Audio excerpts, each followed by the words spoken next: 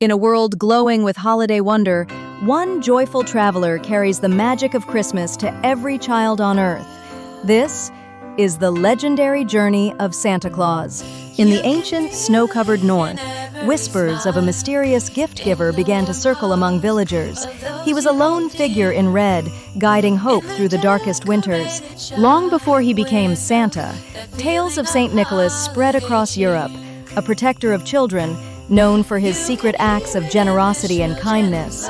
As centuries passed, the legend evolved. Cultures combined stories of winter spirits and guardians, shaping the modern image of Santa we know today.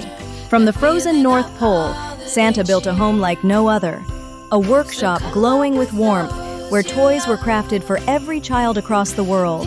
When winter deepens, the reindeer are prepared, and Santa readies his legendary sleigh, a vessel built to cross oceans, mountains, and time itself. And when the final star rises on Christmas Eve, Santa ascends into the night sky, a streak of light carrying joy to every corner of the earth.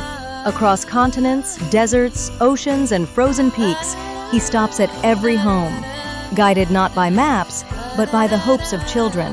His journey ends at dawn, but the legend lives on, carried in every child's smile and every story whispered on winter nights.